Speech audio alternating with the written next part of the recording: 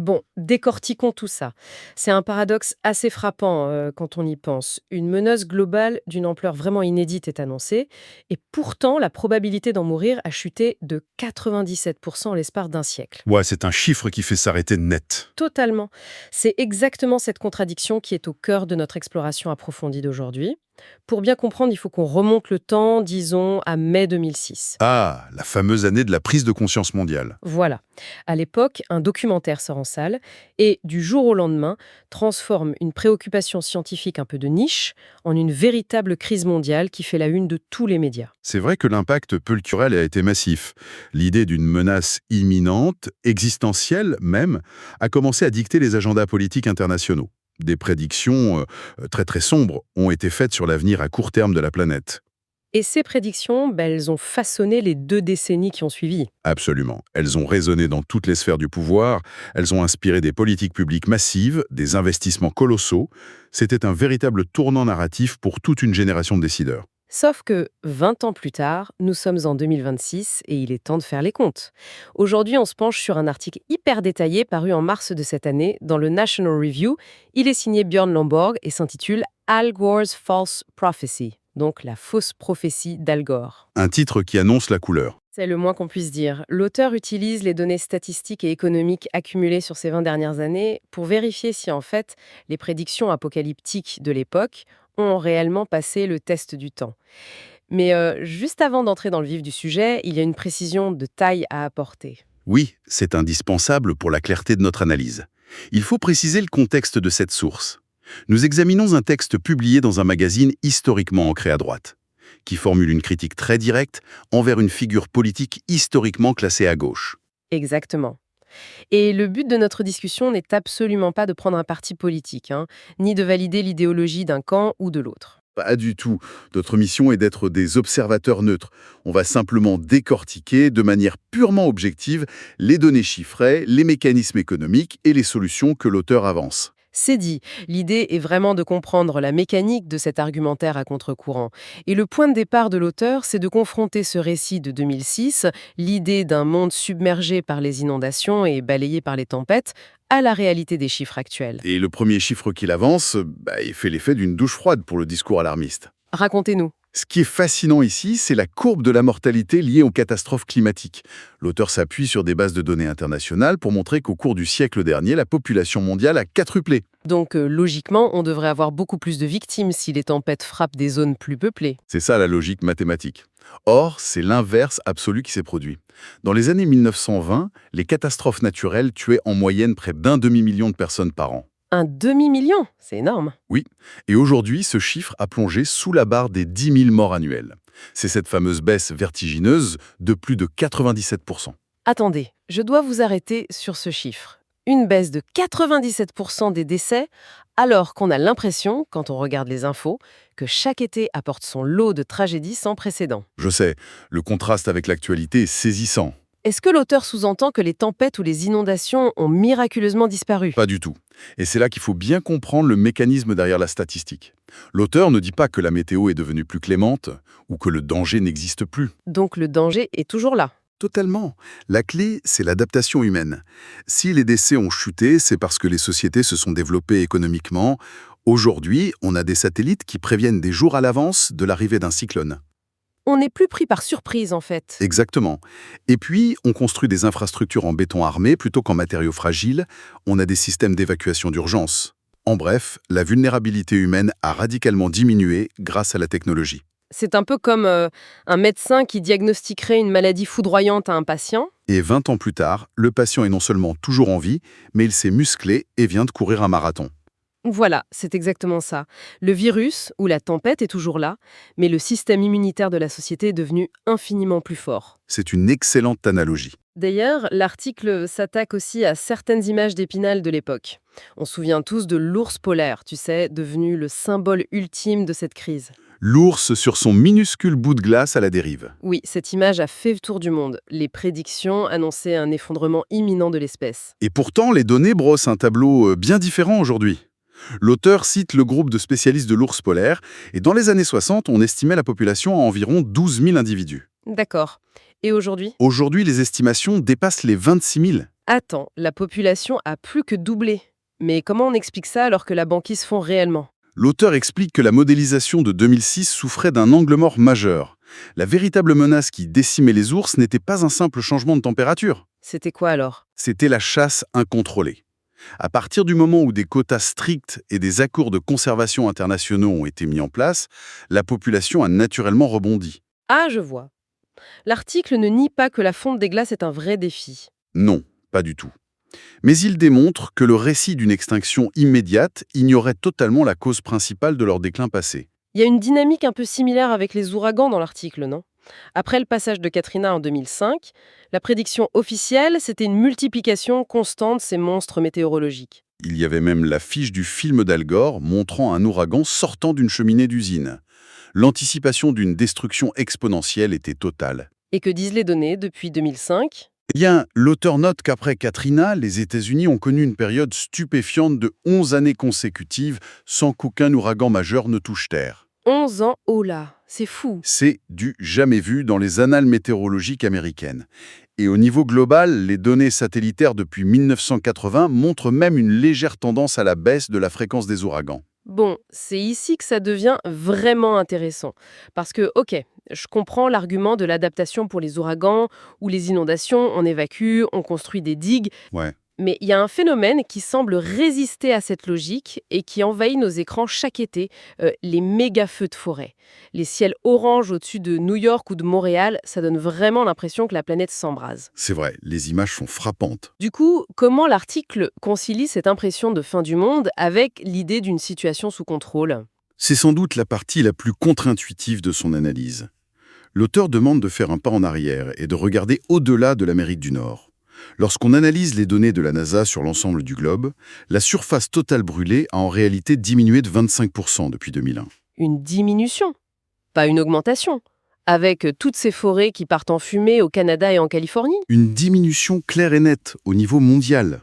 Pour visualiser, cette baisse de 25% représente une superficie épargnée par les flammes chaque année qui est plus vaste que le Texas et la Californie réunis. C'est colossal, hein? L'auteur va encore plus loin. Au début des années 1900, on estime que près de 4% de toutes les terres de la planète brûlaient chaque année. Aujourd'hui, c'est tombé à 2,2%. Et l'année 2025 vient de marquer un record absolu. Quel genre de record? Les émissions de CO2 liées aux incendies ont été les plus basses de toute l'ère satellitaire. On parle d'une baisse de 3 gigatonnes par rapport aux années 2000. Ça équivaut à effacer toutes les émissions annuelles du Brésil et de l'Indonésie combinées. D'accord, donc les statistiques mondiales baissent grâce, j'imagine, à l'agriculture et à la sédentarisation qui limitent les feux sauvages en Afrique, par exemple. C'est exactement ça. Mais l'Amérique du Nord, alors? Ces forêts calcinées, ce n'est pas généré par ordinateur. Non, elles sont tragiquement réelles. Mais l'auteur explique ce phénomène nord-américain par une faillite spectaculaire de la gestion des terres, bien plus que par le simple réglage du thermostat mondial. C'est-à-dire? Une mauvaise gestion des forêts. Pendant un siècle, la politique consistait à éteindre le moindre petit départ de feu. Le problème, c'est que les feux naturels sont censés nettoyer les sous-bois. En les supprimant systématiquement, on a laissé s'accumuler des quantités gigantesques de broussailles de bois morts au sol. On a transformé les forêts en poudrières, en fait. C'est le mot. Et selon l'auteur, pointer uniquement du doigt le changement climatique permet parfois aux autorités locales de masquer leurs propres échecs en matière de prévention. Donc si l'on résume le raisonnement jusqu'ici, les données physiques sur les catastrophes brossent un tableau beaucoup moins dramatique que prévu. La mortalité s'effondre, la faune s'adapte et le monde brûle statistiquement moins. C'est le constat de base, oui. Ce qui nous amène inévitablement à regarder la facture de notre réaction. Parce que face à ces prédictions alarmistes de 2006, le monde n'est pas resté les bras croisés. Des politiques massives ont été déployées. Et là, les chiffres donnent le tournis. Totalement. Et si on relie cela à la situation globale de l'économie, la disproportion soulignée par l'auteur est frappante. Depuis 2006, l'estimation des dépenses mondiales liées aux politiques climatiques s'élève à 16 000 milliards de dollars. 16 000 milliards. C'est un chiffre tellement énorme qu'il en perd son sens. Mais la vraie question, c'est quel est le retour sur investissement? C'est la bonne question à poser. Avec une telle somme, on devrait avoir drastiquement réduit notre dépendance aux énergies fossiles, non? Eh bien, c'est là qu'est le cœur du problème, selon l'analyse. Malgré ces 16 000 milliards, l'utilisation mondiale des énergies fossiles a battu de nouveaux records en 2025. Attends, ça a augmenté? Oui, Concrètement, la consommation de ces combustibles a augmenté de 26% entre 2006 et 2023. En 2006, la planète tirait environ 82,6% de son énergie des fossiles. Et aujourd'hui, on gravite toujours autour de 80%. C'est incroyable! À ce rythme, on n'est pas près d'en sortir. L'auteur calcule avec une pointe d'ironie qu'il faudrait attendre l'année 2708 pour sevrer l'humanité de ses émissions. C'est dingue. On dépense des fortunes, on met des panneaux solaires et des éoliennes partout, et pourtant la part du fossile reste quasiment statique. C'est un peu comme si on s'achetait un voilier de luxe, ultra moderne, pour aller travailler tous les jours. Sauf qu'on réalise très vite qu'on ne peut pas commander le vent. Si la météo est calme, le voilier n'avance pas. Exactement. Et comme on est obligé d'arriver à l'heure au bureau, on finit par louer une grosse voiture à essence tous les jours pour rouler le long de la côte, juste au cas où le vent tomberait. Et résultat des courses, on se retrouve à payer pour les deux moyens de transport en même temps. C'est absurde quand on y pense. C'est une métaphore très parlante pour expliquer ce que l'auteur appelle le paradoxe du double paiement sur nos réseaux électriques. Le grand public entend souvent que l'éolien et le solaire sont devenus moins chers. C'est ce qu'on lit partout, oui. Et c'est vrai quand ils produisent. Mais ce sont des énergies fondamentalement intermittentes. Or, nos hôpitaux, nos usines, nos serveurs informatiques ont besoin d'une énergie garantie 24 heures sur 24. Mais on entend toujours dire que les batteries géantes vont résoudre ce problème, qu'il suffit de stocker l'énergie le jour pour la nuit. L'auteur détruit cet argument en expliquant les lois de la physique actuelle. À l'échelle d'un réseau national, les parcs de batteries ne peuvent maintenir le courant que pendant quelques dizaines de minutes. Quelques minutes, ok. Mais c'est rien du tout. Exactement. Que se passe-t-il lors d'une semaine d'hiver glacial sans vent et sous un ciel couvert? Il faudrait des mois de stockage. C'est financièrement impensable aujourd'hui. Donc la solution de repli, c'est quoi? Conséquence directe, les pays doivent construire et entretenir des centrales à gaz ou à charbon qui tournent parfois au ralenti, prêtes à prendre le relais à la seconde où le vent faiblit. Ah voilà notre voiture de location qui suit le voilier. C'est ça. Le consommateur paie deux infrastructures parallèles, le parc renouvelable d'un côté et le réseau de secours fossile de l'autre. Quand on parle de 16 000 milliards, le cerveau décroche un peu. Mais ce double paiement, on le ressent directement sur nos factures d'énergie, non? Absolument. L'article prend des exemples très concrets. Regardez le Danemark ou l'Allemagne, souvent présentés comme les élèves modèles du renouvelable. Et alors, les prix? L'électricité y coûte 2 à 3 fois plus cher qu'aux États-Unis ou en Chine. L'auteur glisse d'ailleurs un fait assez ironique sur la Chine. Ah oui, lequel? Et la Chine inonde le monde de panneaux solaires bon marché, mais elle parvient à les fabriquer à bas coût précisément parce que son industrie tourne massivement au charbon. C'est le serpent qui se mord la queue, et ça soulève un autre point crucial abordé dans le texte, la répartition géographique de ces efforts. C'est un point fondamental, oui. On a l'impression que l'Occident s'impose des normes toujours plus strictes. Mais est-ce que ça a un réel impact mathématique sur le climat global? C'est là que les statistiques remettent sérieusement les choses en perspective. Les pays riches, l'OCDE, ne représenteront qu'environ 13% de toutes les émissions mondiales restantes au XXIe siècle. Seulement 13%. Tout le reste proviendra des pays en développement, des géants comme la Chine, l'Inde ou les nations africaines. Ces pays ont un besoin impératif et non négociable d'une énergie fiable pour sortir leur population de la misère. Ce qui veut dire que même si l'Europe et l'Amérique du Nord s'arrêtaient de fonctionner demain matin, ça ne changerait rien à la trajectoire climatique. L'auteur cite les propres modèles climatiques de l'ONU pour illustrer cela. Même si tous les pays riches atteignaient le fameux net zéro d'ici 2050, donc plus aucun ajout de CO2, la différence de température évitée d'ici 2100 serait inférieure à 0,2 degrés Fahrenheit. C'est une goutte d'eau. Pourtant, le coût estimé pour atteindre ce net zéro mondial est chiffré à 27 000 milliards de dollars par an tout au long de ce siècle. Et les bénéfices économiques liés aux dommages évités seraient que de 400-500 milliards. Je fais le calcul rapidement, là ça veut dire que pour chaque dollar dépensé, on gaspille plus de 80 centimes. C'est la conclusion comptable de l'auteur. Il décrit une inadéquation flagrante. On impose des politiques moralement très satisfaisantes pour l'Occident, mais qui ont un impact thermique négligeable, tout en ignorant les réalités économiques du reste du monde. Alors qu'est-ce que tout cela signifie? On a un diagnostic clair, le danger est moins mortel qu'annoncé grâce à l'adaptation, et le traitement actuel coûte une fortune pour un résultat quasi nul. C'est un bon résumé. L'auteur ne va sûrement pas s'arrêter là et dire « on ne fait rien ». S'il critique si vivement le système des interdictions et des taxes basées sur l'urgence, quelle est sa feuille de route en fait? Cela soulève une question importante sur la manière dont les sociétés résolvent traditionnellement leurs défis. La thèse de l'auteur est que l'alarmisme de 2006 a piégé les gouvernements. Piéger comment? Sous la pression de l'urgence, il privilégie des actions immédiatement visibles, comme taxer ou interdire, plutôt que des investissements de fonds. Pour lui, le véritable changement, c'est de remplacer la peur par l'innovation technologique, ce qu'il appelle la recherche et développement verte. Donc, l'idée n'est plus de forcer les gens à consommer moins, mais de trouver le moyen de produire mieux. De quel type de technologie on parle concrètement? Il cible des ruptures technologiques fondamentales, des batteries de nouvelle génération capables de stocker l'énergie d'une ville pendant des mois. Ce qui réglerait le problème d'intermittence dont on parlait. Exactement. Il parle aussi du développement massif de l'énergie nucléaire, que ce soit la fission moderne ou la promesse de la fusion, et de systèmes efficaces de capture du carbone ou de géothermie profonde. C'est ambitieux. L'objectif est clair, arrêter de subventionner à perte des énergies imparfaites et investir en amont pour que l'énergie propre devienne naturellement moins chère que le charbon. Si le propre devient moins cher que le sale, le monde entier basculera de lui-même. Sans qu'on ait besoin de forcer les pays pauvres à sacrifier leur croissance. Mais on parle de quel montant pour cette R&D verte? L'auteur s'appuie sur les travaux d'économistes, dont des prix Nobel, qui suggèrent d'allouer environ 100 milliards de dollars par an à la recherche mondiale. 100 milliards? C'est beaucoup, non? C'est une somme importante, certes, mais comparez-la aux 200-300 milliards de dollars dépensés uniquement en 2025 pour déployer des technologies actuelles imparfaites. C'est un investissement hyper rationnel. C'est clair, vu comme ça. Et pourtant, c'est un domaine abandonné par les gouvernements. Dans les années 80, on investissait environ 8 centimes par tranche de 100 dollars de PIB dans la recherche énergétique. Aujourd'hui, on est à moins de 4 centimes. C'est fou de négliger l'innovation à ce point, surtout quand on regarde l'histoire. L'humanité n'a jamais résolu un problème majeur en régressant. L'article fait des parallèles avec le passé pour appuyer ça. Oui, il utilise des exemples historiques très pertinents.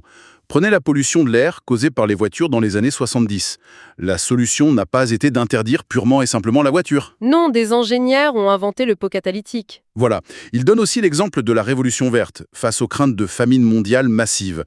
Pour nourrir la planète, on n'a pas imposé un rationnement mondial. On a développé des cultures à haut rendement. L'innovation contourne le problème sans entraver le progrès. Donc, premier pilier, la R&D. Et le deuxième pilier, j'imagine que c'est lié à ce qu'on disait au tout début de l'émission, sur la baisse de la mortalité, l'adaptation. Exactement. L'adaptation coûte infiniment moins cher que d'essayer de modifier la température du globe. Et surtout, elle offre une protection immédiate. Construire des digues, par exemple, Oui, comme aux Pays-Bas. ou développer des cultures agricoles résistantes aux sécheresses.